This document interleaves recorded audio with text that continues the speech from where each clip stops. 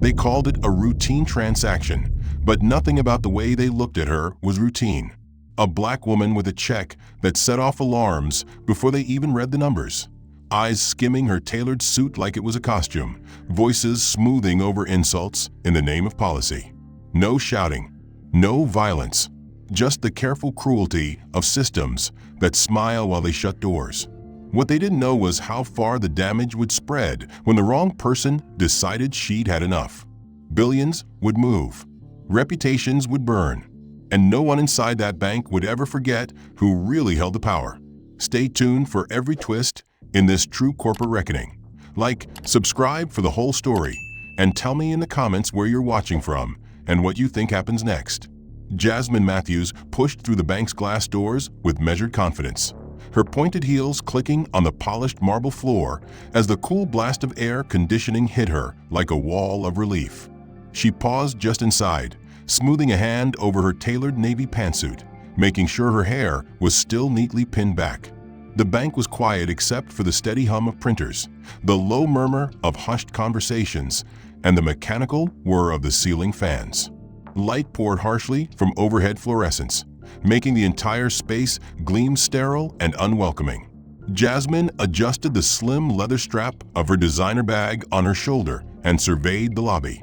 The place had the same cold professionalism she expected from a corporate branch, with gleaming counters and neatly dressed tellers behind protective glass partitions. She was here on business, nothing more. Her fingers tightened on the check in her hand, her eyes scanning the bold, clear print of her company's name across the top and the significant six-figure sum that was anything but unusual for her thriving logistics firm. She'd made deposits like this dozens of times at other branches with minimal hassle, and today was supposed to be routine. Get it in, open a sub-account for vendor payments, then head to her next meeting. She was well prepared, as always. The line moved slowly but steadily. Ahead of her, a young man in khakis nervously explained something about a student loan payment. The teller listened with exaggerated patience, nodding and smiling, offering calm reassurance. Jasmine watched without emotion, glancing at her watch. She had 15 minutes before her next scheduled call. Enough time if they moved like professionals. When it was finally her turn, she approached the counter, the check held neatly between two manicured fingers. She offered a polite smile. "Good morning," she said in a clear, professional voice, the kind that had commanded boardrooms and sealed contracts. The teller glanced at her, his expression flat. He didn't bother to mirror her greeting with any warmth. Instead, his eyes dropped immediately to the check, skimming its contents without touching it. He didn't reach for it. Jasmine paused, forcing her smile to remain steady. She pushed the check slightly closer on the counter between them. "I'd like to deposit this into my business account and open a new sub-account," she continued, voice calm, even. "It's for vendor payments. Everything is in order." The teller's eyes flicked up to hers, then back down, his brow creasing. He finally picked up the check with two fingers, turning it over like it might disintegrate at his touch. He squinted at the amount, then at her name on the company header. His eyebrows rose slightly before he flattened them in forced neutrality. He cleared his throat, a slight twitch of discomfort in his jaw. "This is a large amount," he said carefully. Jasmine didn't blink. "Yes," she replied, her voice level. "It's from our client, detailed on the memo line. I can provide the contract if you need confirmation." The teller didn't respond right away. Instead, he flipped the check over, slowly, eyes scanning for flaws or invisible tricks, his expression skeptical. She felt the heat rising in her face, but she controlled it. She'd been here before. She knew the game. He finally set the check down and looked her in the eye, expression tight. "Can I see your ID?" She handed it over immediately, ready for this dance. He took it, studying her face carefully, matching it to the picture, then glancing down at the check again. He hesitated just long enough to make it feel deliberate. Then he said it. "Is this really yours?" The words landed heavy in the space between them, the air conditioner humming loud in the silence. Jasmine blinked once, slowly, deliberately, letting the insult sink in before responding. Her voice was ice-wrapped in velvet. "Yes, it's issued to my company. I'm the CEO. The account is part of our corporate portfolio. I can provide our EIN, our business license, our relationship manager's contact. Whatever you need." The teller's mouth tightened further. He didn't apologize, didn't nod. He shifted uncomfortably. Just give me a moment." He turned without another word, her check and ID in hand, walking briskly toward the glass-walled office at the back of the bank. Through the transparent walls, Jasmine could see the branch manager, a balding man in a stiff navy suit, his expression frozen in the bland politeness of someone selling something he didn't care about. As the teller knocked and leaned in, the manager accepted the check and ID, glancing up at Jasmine. Their eyes met. His plastic smile dropped. He didn't nod, didn't beckon her over. He looked back down at the check, lips moving as he whispered something to the teller. Jasmine felt the line behind her shift, people whispering, curious eyes burning into her back. She refused to turn. Instead, she adjusted her posture, straightened her spine, set her jaw. She checked her watch again. 10 minutes to go. This should have been routine. In and out. Done. Instead, here she was, on display, forced to wait while they decided whether she was acceptable. The teller and manager conferred quietly, casting glances at her that weren't nearly as subtle as they thought. Jasmine felt her shoulders tense at that, a flush crawling up her neck even though she kept her face smooth. She didn't turn around. She wouldn't give them the satisfaction of seeing her discomfort. She pressed her lips together, then let them part just enough to exhale carefully. The teller finally picked up her ID again, scrutinizing it like he was trying to catch it in a lie. She watched his eyes flick over her name, then her face back and forth, as if waiting for her to confess to something unsaid. She didn't blink. She didn't move. Instead, she slowly reached into her bag and retrieved a leather folio, opening it with quiet precision and laying her business cards on the counter next to her check. The cards were crisp embossed, with her name, title, and corporate logo clearly visible. Founder. She let that speak for itself. "If it helps," she said evenly, the edge in her voice subtle but sharp, "here's my card. And our tax ID number. We've banked here for years." The teller didn't look impressed. He didn't even pick them up. Instead, he tapped at his keyboard with exaggerated slowness, his face screwed up in an expression that suggested he was performing some monumental task. Jasmine watched his fingers move with theatrical deliberation, each keystroke a silent accusation. When he finally stopped, he leaned back slightly, but he didn't address her directly. Instead, he twisted in his chair and lifted a hand, waving it vaguely at the glass-walled office in the corner. The branch manager looked up immediately, their eyes meeting through the glass. The teller didn't bother to explain what was happening aloud. He just jerked his head in Jasmine's direction. The manager's expression shifted instantly, from neutral to calculating. He rose slowly, smoothing the wrinkles from his suit jacket, and started toward them. Jasmine felt her chest tighten. She wasn't new to this. She recognized the performance, the silent communication, the coded language of suspicion, the way they pretended not to say the thing they were saying. She glanced at the line behind her. One woman was staring openly, eyes narrowed with prurient curiosity. A man 2 spots back sighed loudly, shaking his head. Jasmine inhaled slowly through her nose. She straightened her spine. When the manager reached the counter, he didn't smile. He didn't introduce himself. He simply took in the scene, her check, her ID, her business card, all spread out like evidence in a criminal trial. He plucked up the check and turned it over, reading it silently while the teller leaned back in his chair with a smug complacency that made Jasmine's skin crawl. The manager's fingers drummed against the paper before he finally spoke, not to her, but to the teller. "We just want to verify something," he said, his voice pitched deliberately low, but not so low she couldn't hear it. Jasmine's jaw tightened. She forced herself not to roll her eyes. Instead, she spoke carefully, controlling every syllable. "Verify what exactly?" The manager ignored her question, turning to the teller with another low murmur that Jasmine couldn't quite catch. The teller smirked faintly and typed something else into his screen.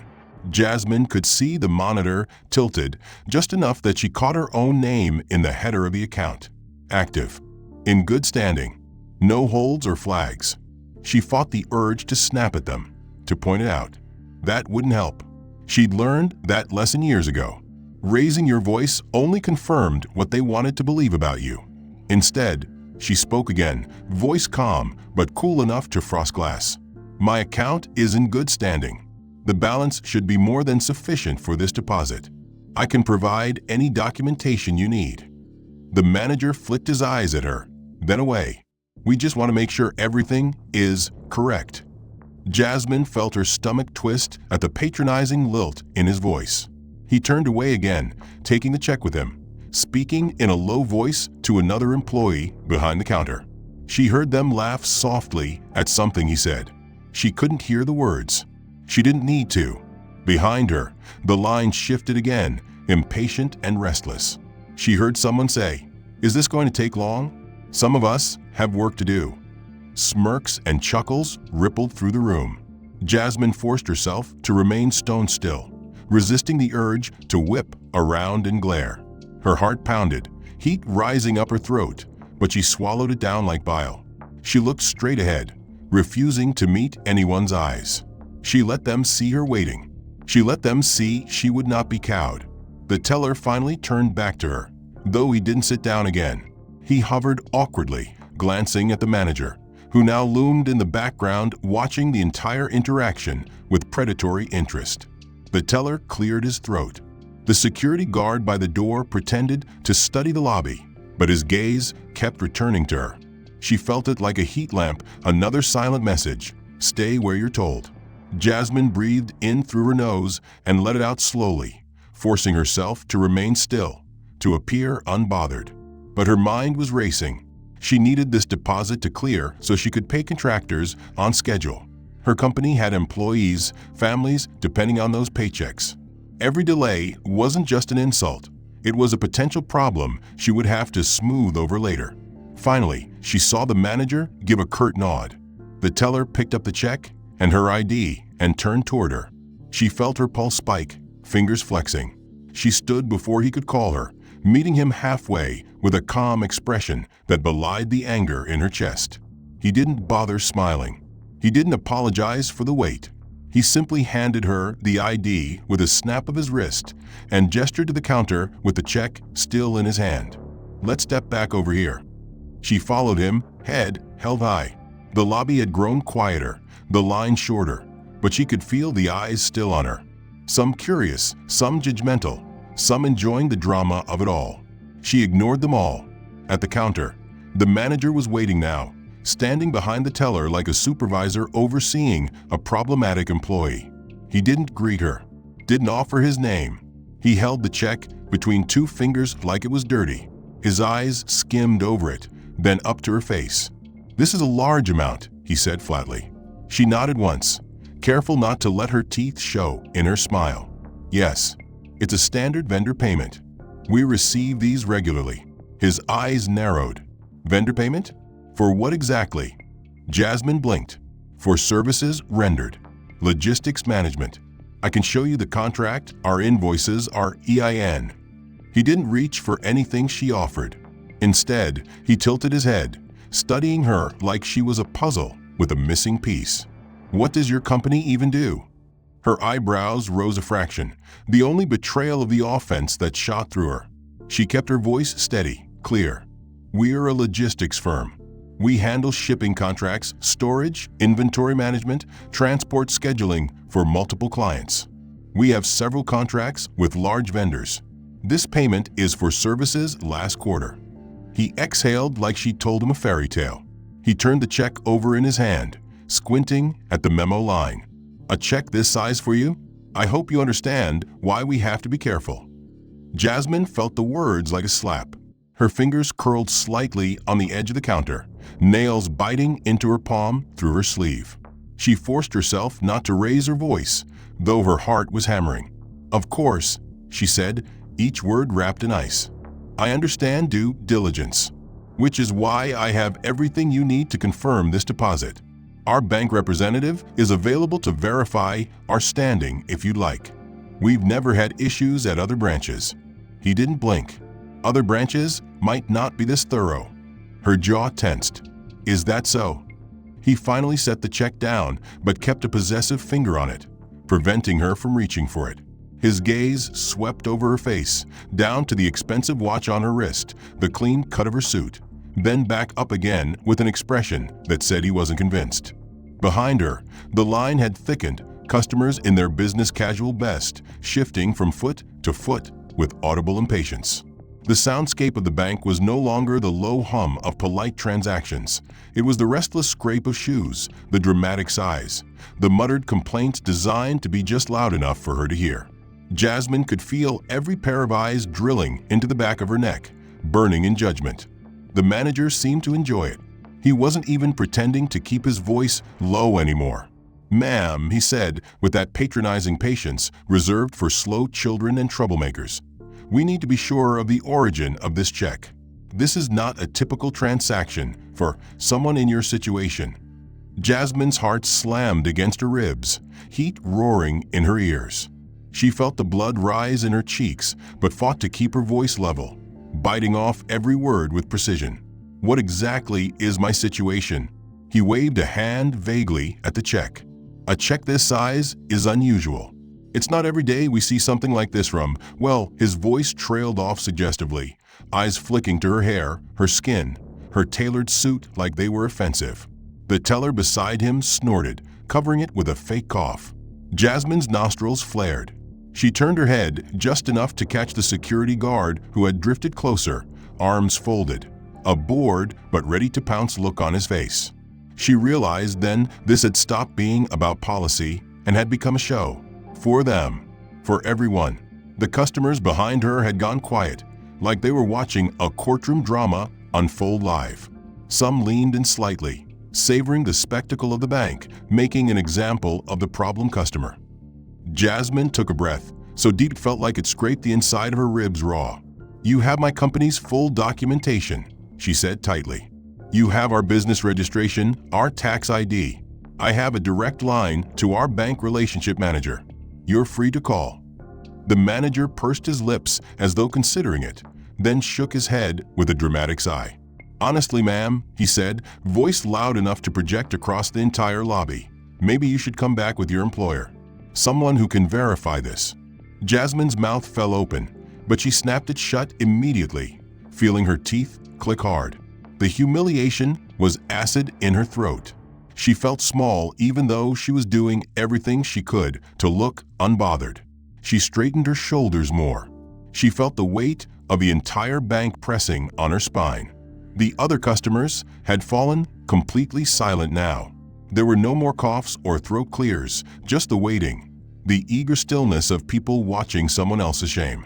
She didn't give them the satisfaction of turning around. She kept her eyes locked on the manager. "I am the employer," she said, her voice dropping into that deadly quiet that had once made a room of skeptical investors lean back in their seats. "This is my company. That check is payment for services my firm delivered." The manager didn't even flinch. "Well," he said, spreading his hands wide in a mock apologetic shrug, "we have to be careful. You understand that, right? We can't just accept a check this big from anyone."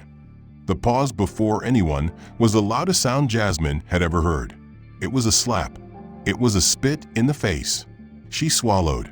The words she wanted to say lined up like soldiers in her head, ready to charge and burn the entire institution to the ground. She wanted to scream. She wanted to curse. She wanted to rip the smug expression off his face with her nails. Instead, she blinked slowly, deliberately. She forced herself to breathe. She felt the tremble in her fingers as she smoothed them over her bag, willing them to go still. She would not let them see her break. "Of course," she finally said, her voice so controlled it didn't even sound human to her own ears. "You do whatever you need to feel comfortable." She saw his eyes narrow a fraction, like he'd expected her to explode, and was almost disappointed she hadn't given him an excuse. She could see him turning the story over in his mind already. She was aggressive. She was unreasonable. He didn't hold the door for her. She had to reach past him to push it open. The small cubicle was cramped and depressingly beige, with a cheap desk crammed against one wall and 2 plastic guest chairs set too close to the filing cabinet. The air smelled stale, tinged with a faint, metallic scent of overworked electronics. The fluorescent light overhead buzzed like an angry insect, casting everything in sickly greenish white. She sat slowly, lowering herself onto the hard plastic chair with deliberate control. She folded her hands in her lap to keep them from shaking.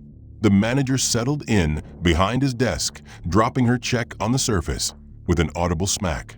He didn't offer her water or ask if she was comfortable. He didn't even sit back. He leaned forward, elbows planted, fingers steepled, eyes locked onto her with clinical detachment. Jasmine matched his stare. For a long moment, neither of them spoke. The tension pressed in from every side, filling the tiny office like a rising flood. Finally, he cleared his throat. "Ms. Matthews," he began in that false polite voice she had come to hate, "you have to understand, we have certain protocols here." Her fingers tightened in her lap, nails digging crescents into her palms. She forced her voice to stay low and steady. "What protocol requires you to publicly question whether a client is allowed to cash their own company's check?" He ignored the question, tapping a finger on the check between them. "This is a substantial amount," he said. "Our system automatically flags transactions like this for review." Jasmine's mouth twitched. "Your system? The one you used to confirm my ID, my business license, my EIN, and my contract documentation? The system you let me see on the screen that says my account is in good standing." He blinked, annoyed at being called out so directly. He dropped the false calm, voice sharpening. "It's standard procedure. Don't make this harder than it is." Jasmine inhaled, chest rising, then let it out slowly, her nostrils flaring. She felt the tremor in her hands now, even though she kept them still. "You're making it hard," she said, voice tight. "You're the one refusing to process a routine deposit. My firm has accounts with this bank worth more than most of your entire branch's quarterly sales. We've never had issues until now." The manager scoffed lightly, leaning back in his chair as though to put distance between them. "I'm not refusing anything," he said, false innocence dripping from every word. "We're just holding it for review. 14 business days is standard for flagged deposits." Her eyes widened, her jaw slackening for a half second before she caught herself. 14 days. 2 weeks. That money was scheduled for vendors next week. She thought of the emails she'd have to write, the calls she'd have to make, the damage to her reputation with partners she'd fought to earn. "That's not standard," she said coldly, voice dropping to a rasp. "That's punitive. My company is not some fly-by-night operation. You know that." He shrugged, eyes sliding away to the framed generic photograph on the wall. "It's what the system says. My hands are tied." Jasmine's vision tunneled. She felt her pulse thunder in her ears. She could practically see her blood pressure spiking in the reflection of his glassy, uninterested stare. She thought of her staff working at that moment, some fresh out of school, others with kids at home, all depending on the money she kept flowing, the contracts that needed honoring, the shipping deadlines that didn't care about bank racism. She would not give them the satisfaction of seeing her shake. The manager's shadow loomed behind her, and she felt him lean forward slightly as he said, low enough only for her to hear, but sharp enough to sting, "Let's not make this any harder than it is." She ignored him, her jaw tightening until her teeth ached. The customers in the line watched with thinly veiled curiosity. Some were openly staring, eyes sliding from her designer bag to the rigid set of her shoulders, no doubt filing away their own assumptions about why she was causing such a scene. A middle-aged woman at the front of the line actually sked audibly, shaking her head in practiced suburban disapproval. Jasmine kept her eyes forward. The security guard had shifted closer, one hand resting on the walkie-talkie clipped to his belt, the other hovering near the heavy black buckle with the bank's logo on it. His expression was neutral in that calculated way that screamed, "Don't give me a reason."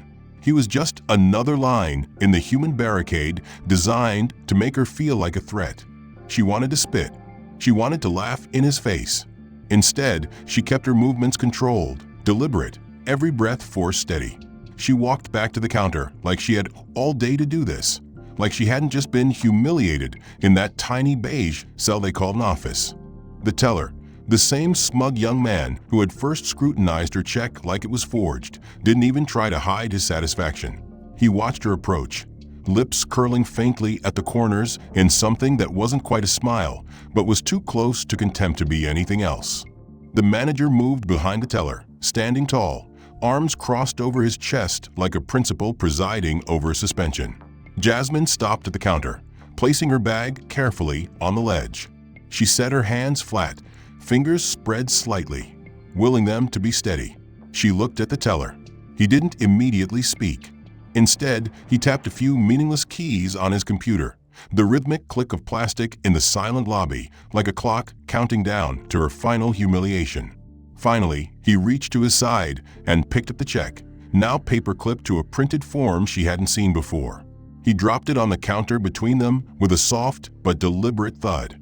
Jasmine's eyes fell to it, reading upside down the bold, impersonal print. Declined. Her throat went dry.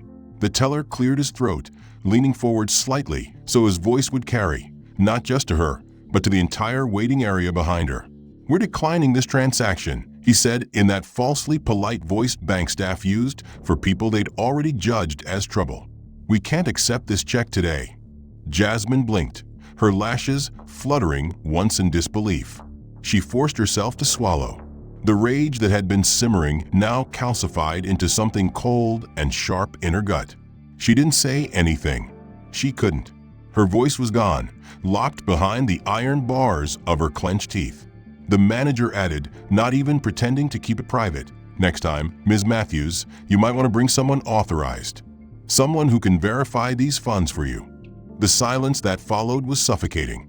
She felt every breath in the lobby stall for half a second, like even the air was holding itself back to better hear her humiliation. Someone behind her snorted a laugh. Another person muttered something about wasting everyone's time. Jasmine didn't move for 3 long seconds. She felt her eyes burn, her vision threatening to blur, but she refused to let the tears fall. She inhaled through her nose, the sound sharp as a knife in a quiet room. She picked up the check with fingers so steady they felt alien, like they belonged to someone else. She didn't say, "Thank you." She felt her pulse in her teeth. Her mouth was dry, as if she'd been swallowing sand. Her throat burned with words she hadn't been able to say, insults she'd bitten down until they turned to blood on her tongue. She watched the bank door through the glass, imagining she could still hear the faint jingle of the bell as it closed behind her. She could see the teller's smug face, the manager's dismissive shrug. She could hear the contempt in their voices as clearly as if they were in the car with her now. She breathed in through her nose, long and slow, feeling her lungs stretch painfully. She held the breath until her vision swam with dark spots, then let it out in a controlled, shaking exhale. She did it again and again, until the tremor in her hand slowed, until the rage in her chest focused into something razor-sharp. She turned slowly and picked up the folio, opening it with careful, almost reverent movements. She smoothed the check flat, making sure it was unwrinkled. She read her company's name on the top line, the sum of the payment, earned, deserved, legitimate, taunting her. A slow, humorless smile tugged at the corner of her mouth. It wasn't amusement. It was something colder. She snapped the folio shut and set it back on the seat, then reached into the center console for her phone. The screen lit up, her reflection in the black glass looking back at her. Eyes red, mouth set in a hard line, hair frizzed slightly from the heat. She didn't care. She thumbed through her contacts until she found the one she wanted, Michael CFO. Her thumb hovered for just a second. She closed her eyes. She could see the faces of her staff in her mind. The younger ones, fresh out of college, who she'd given their first shot. The veterans who'd followed her from her last company, loyal and steady. The families depending on those paychecks. The contracts she'd fought for in rooms full of men who'd laughed at her before she made them pay attention. She opened her eyes. Press call. It rang twice. Michael's voice came on, brisk but warm. "Boss, everything okay?" She didn't answer immediately. She swallowed, feeling the tightness in her throat ease just enough to speak. "Michael, I want you to pull everything." There was a beat of silence. She could hear the ambient hum of the office behind him, the muted chatter of her staff, the tapping of keyboards. "Everything." His voice was cautious, careful. She didn't blame him. She took another breath. The heat of the sun pressed in through the windows, making the leather seats burn against her arms. She felt sweat slide down her temple. She didn't wipe it away. "Yes," she said, voice low, vibrating with barely controlled fury. "All of it. Every cent. Every line of credit. Every payroll account. Every operating fund. Every holding." She could hear Michael exhale. The sound crackled slightly through the speaker, distant but heavy. "Jazz, that's $2.9 billion. You sure you want to do this?"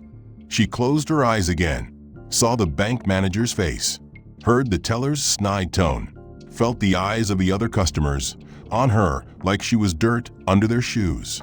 Her jaw clenched so hard her teeth ached. "Do it now," she said, each word pronounced with surgical precision.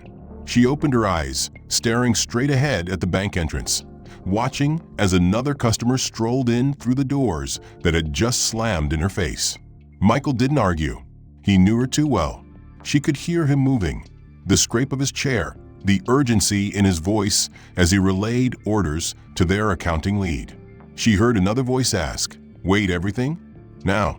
Michael snapped, "You heard her. Now." Jasmine felt the tremor in her fingers return, but this time she didn't try to stop it. She let it course through her, a physical echo of the decision she'd made. She rested the phone in her lap, still on speaker, listening to the distant chaos she'd set in motion. She heard Michael say, "Okay, I'm calling the banks. I'm starting with them." She waited. She said nothing. She just watched the door, watched another customer leave with a satisfied smile, receipt in hand. She wondered if they'd heard her being humiliated, if they'd laughed. She wondered if they'd even cared. Michael's voice came back more distant, as if he turned away from the phone. "She wants it all transferred. Today. Yeah, all of it." Jasmine felt her lips twitch again. Not a smile. Something harder, colder. "Good," she whispered, almost too low for the mic to catch. Michael's voice snapped back into focus. What was that? She lifted the phone, bringing it back to her ear.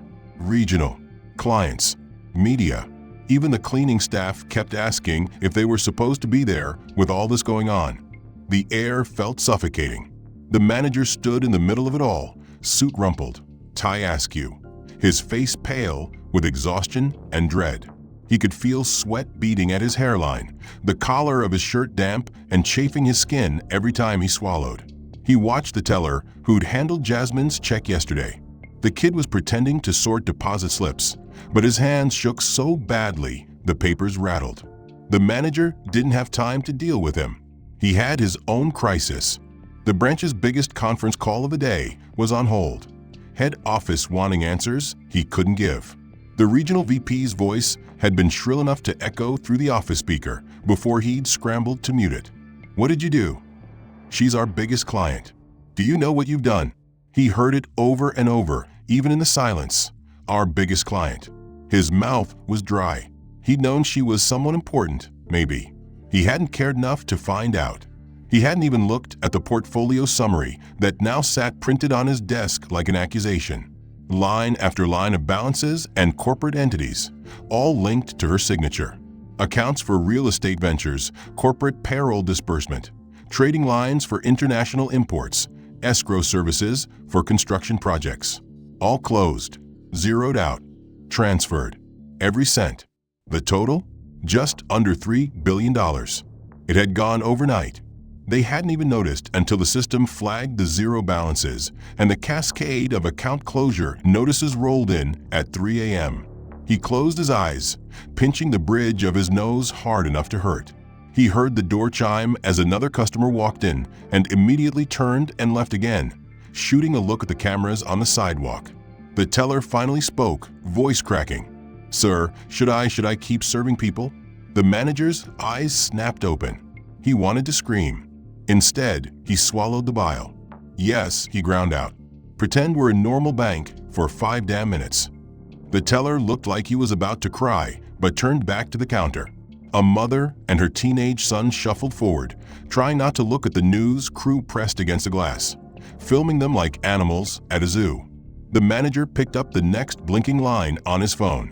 It was someone from corporate HR, wanting to know if the branch's discrimination training records were up to date. He wanted to throw the phone through the window. He hung up instead. He stared at the lobby. The security guard stood awkwardly near the door, half-heartedly trying to wave away the reporters, failing miserably. A cameraman caught the manager's eye through the glass, zooming in on his pale, sweaty face. He turned away quickly. The manager's gaze landed on the teller again. The kid's skin was gray with fear. The manager stalked over, voice low but cutting. "You, what exactly did you say to her yesterday?" The teller licked his lips, eyes darting. I don't know. I just asked for ID. And then she got all defensive." The manager's lip curled. "Defensive? Or angry you were treating her like a criminal?" The teller blinked, stung, mouth working silently. The manager pressed. "Did you know who she was?" The teller shook his head. The manager let out a humorless laugh, more of a strangled wheeze. He slapped the printout of the portfolio on the counter. The teller flinched. "She's the CEO," the manager hissed. "She owns the whole damn company. Those accounts? They were the biggest corporate portfolio in this branch. We're talking nearly $3 billion under management. Gone. Because you couldn't treat her like a human being." The teller's eyes went wet. His lips trembled. He swallowed hard, voice breaking. "I didn't know. I thought. You thought she didn't look the part," the manager finished for him, voice like acid. He let the words hang. The teller said nothing. He just stood there, mouth quivering, eyes fixed on the floor. The manager's head throbbed with the worst headache of his life. He felt it behind his eyes like a vice tightening. He glanced at the windows. The reporters were still out there, interviewing customers who came out shaking their heads, filming the hand-lettered sign taped to the glass. Branch closed for system outage. It wasn't the system. It was them. The bank itself had shut them down temporarily, pending a PR crisis plan. He closed his eyes. He could still see her, standing there, back straight, eyes like ice, not yelling, not pleading, just waiting for them to finish humiliating her. She'd let them do it, let them feel powerful. And then she'd walked out and burned them to the ground with a single phone call. He heard his phone buzz again on the counter. Below that, a smaller, but no less horrific line. Stock price down 14% overnight. Projected quarterly earnings revised downward. Investor confidence, negative. No one spoke at first. The chief financial officer simply kept pinching the bridge of his nose until the skin there turned red and raw. The general counsel sat with her arms crossed, knuckles white, eyes fixed on the words "compliance investigation" in all caps on her legal pad. The head of public relations was sweating through his shirt, tie loosened, but still strangling him. He hadn't even looked up since they'd started. The CEO of the bank's national operations sat at the head of the table, fingers steepled, mouth a flat, grim line. His eyes flicked from one executive to another, making each one squirm under the cold glare. He leaned forward slightly, voice low but sharp enough to cut glass. "So, who's going to tell me why our single biggest small business client just closed every single account?" No one answered. He let the silence stretch until it hurt. Finally, the head of commercial accounts cleared his throat, his voice cracking embarrassingly in the tense quiet. "We're still confirming the details." The branch reported an issue with verification. The CEO raised an eyebrow, waiting. The man swallowed. There was apparently a misunderstanding at the counter. The client was asked for additional documentation. There was an altercation, a decision to decline the transaction. He trailed off, voice shrinking under the weight of what he was saying. The general counsel's voice was acid. A decision to decline a routine corporate check. She flipped through her notes, tapping them for emphasis. After confirming the ID, the EIN, and existing account balances, her voice dripped disdain. She didn't bother to hide it. "We have the security footage. I've seen it." She stood there for 15 minutes, being treated like she'd forged her own signature. The CFO exhaled, long and miserable. So she pulled everything. The PR head spoke for the first time, voice hollow. She didn't just pull it. She told her suppliers, her partners. They're all talking. The story's already trending. #BankWhileBlack is the top hashtag on social right now. He wiped his forehead with a trembling hand. The press is camped outside the branch. CNN picked it up. Local affiliates are running it on repeat. Stock price is in freefall because investors think we're going to get sued, and they're not wrong. The CEO's eyes closed briefly. He inhaled, steadying himself. Then he spoke, voice cold as ice. "We are going to get sued." The general counsel nodded sharply. Class action, civil rights, discriminatory banking practices. And I have no idea what else until I see how many other clients come forward with their own stories now that the lid's off. The CFO threw down his pen. It bounced once, clattering on the wood. "We just lost nearly $3 billion in deposits. The interest alone was covering a good chunk of our quarterly obligations. We're going to have to restructure lending, freeze lines of credit, notify other clients." The PR head whimpered, actually whimpered.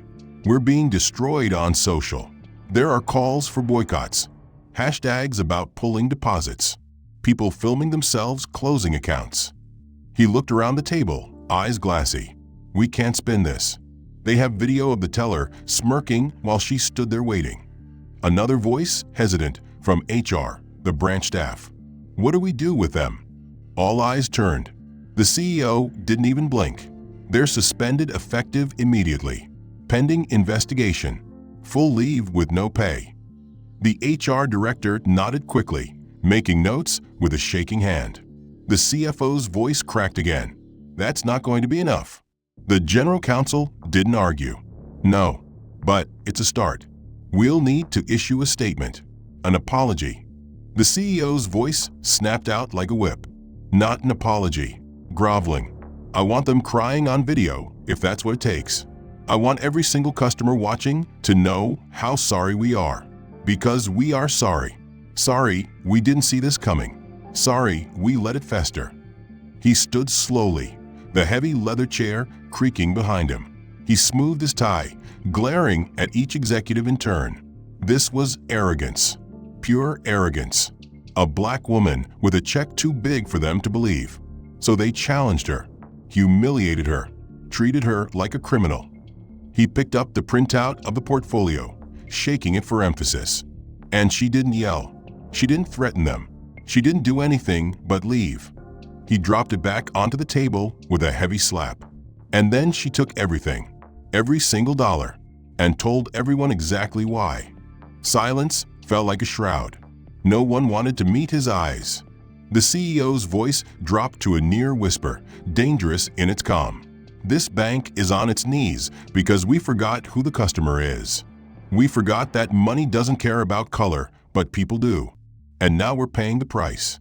The PR head sniffled. The general counsel's mouth was a grim line. The CFO rubbed at his eyes. No one said a word. Outside the boardroom, the glass walls showed a row of lawyers waiting, folders in hand. A line of anxious assistants tried not to look in, but clearly wanted to know if heads were about to roll. The conference hall bustled with a quiet but unmistakable intensity, the low hum of networking conversations blending with the clinking of coffee cups and the rustle of branded tote bags full of glossy brochures. Under the vast canopy of strategically placed chandeliers, industry leaders and ambitious upstarts gathered in clusters, exchanging cards, sealing deals with confident laughter, and staking out their place in the corporate hierarchy. Jasmine Matthews stood near the front of a room, a beacon of calm authority. She wore a fitted black dress, professional but undeniably elegant, her hair pinned back in an immaculate twist, the subtle gleam of her earrings catching the overhead lights every time she turned her head. She listened intently to the panel moderator's introduction, her expression composed but engaged. When they handed her the microphone, she accepted it with the easy grace of someone who had learned how to hold a room without raising her voice. She spoke about strategy, about leadership, about the need for resilience in a market that changed daily. She didn't mention banks. She didn't mention humiliation. She didn't have to. Every word she spoke came with the weight of someone who'd paid for her authority with blood and pride and refusal to be small. When she finished, the applause was warm and sustained. She smiled politely, inclined her head, and stepped down from the stage. She was immediately surrounded. Young founders wanting advice, executives from rival firms congratulating her, investors asking about her next round. She shook every hand, made every eye contact meaningful, her voice calm, deliberate, impossible to dismiss. But amid the bustle, she felt it, the tug of someone hesitant on the edge of the crowd. She didn't look at first. She let him stew in his discomfort. She heard the way his breathing hitched, the scrape of a cheap shoe on the hotel's polished conference floor. Eventually, she turned, and there he was, the bank manager. He looked like someone had wrung him out and left him to dry in the sun. His suit was good, but didn't fit quite right. It always had a little too much fabric, she remembered. His hair was thinning even faster now, slicked back in a nervous style that failed to hide it. His eyes darted over the crowd as if expecting someone to intervene and save him. But no one did. She watched him take a breath. He held something in his hand, a folded piece of paper creased and crumpled from too many second thoughts. When he realized she was actually looking at him, he seemed to flinch. Jasmine didn't speak. She simply raised one eyebrow. He swallowed hard, approaching with the measured steps of someone crossing a minefield. When he finally stopped a few feet away, he cleared his throat, but the sound cracked. He tried again, quieter. "Ms. Matthews." She didn't reply. She waited. He licked his lips. His hand trembled slightly, and he tried to hide it by pressing the folded paper against his chest. He looked at the floor, at the side, anywhere but her face. I don't expect you to want to see me. I needed to say something." She crossed her arms loosely. She didn't nod, didn't give him permission. He took another breath. "I was wrong. He stopped, shaking his head as though trying to physically dislodge the wrong words. He looked up at her then, eyes wet, cheeks flushed with shame. "I was wrong about you. About everything. I saw you walking that day, and I didn't see a CEO. I didn't see a client. I didn't see a human being with a business and people depending on her. I saw something I didn't think belonged there." The words tumbled out, too fast, too desperate, as though he'd practiced them in front of a mirror and lost control at the last minute. "I treated you like a criminal. I humiliated you. I embarrassed you in front of everyone. And then you walked away and took everything. And you didn't even yell. You didn't even try to threaten me. You left." He blinked hard, eyes shining. He held out the paper, his fingers trembling. It's an apology. Written, signed. I know it doesn't mean anything. I know it's too late. But I needed you to have it, even if you just throw it away." Jasmine looked at the paper, then at him. She didn't take it. He swallowed, his Adam's apple bobbing in his thin neck. "I ruined my branch. I ruined my career. They're transferring me to a desk job in the middle of nowhere. HR says I'm lucky not to be fired. But none of that matters, because I know now what I did. I know I made you feel small on purpose. And I hate that. I hate that I was that person." His voice cracked finally, and he made no move to hide it. She watched in silence, letting him twist, letting the weight of it all settle on him like chains he'd forged himself. Around them, the conference continued, people laughing, clinking glasses, oblivious to the small, ugly reckoning taking place in their midst. She let the silence grow. He didn't look away this time. He let the tears fall. When she finally spoke, her voice was low, calm, steady.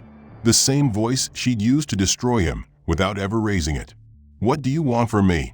He blinked. "Nothing." His voice broke. I want you to know I'm sorry." She considered this, considered him. She saw the fear in his eyes, but also the shame. the understanding. However late, she reached out slowly, and for a second he looked hopeful. But she didn't take the paper. She pressed her fingers gently against the back of his shaking hand, closing his fingers over it. "If you really want to fix it," she said softly, so only he could hear, "start seeing people, not stereotypes." His breath hitched. He nodded, fast and desperate. She let go of his hand. He dropped the paper to his side, wiping at his face with the back of his other hand. She turned away from him then, not dismissing him, but finished with him. She walked back into the crowd, back to the people waiting to speak with her, people who saw her for who she was. She didn't look back. He stood there for a long moment, watching her disappear into the swirl of executives and partners and the buzz of deals being made. Then he turned and walked away, shoulders slumped, the apology letter crumpling in his grip. Outside the hall, the sun was still too bright, the world too loud. But for the first time in a long time, he felt small in a way that mattered. And he carried that with him. Jasmine didn't see him leave. She didn't need to. She was too busy talking to a young woman, just starting her first company, telling her that the world would try to make her small and that she should never, ever let it end. If you enjoyed this story and want to see more gripping, meaningful narratives about power, justice, and redemption, don't forget to like this post and subscribe for future chapters. I'd love to know what you thought about the plot. Did the twists land? Did the ending feel satisfying? Share your thoughts in the comments. And tell me, where are you reading from today? Let's talk about it below.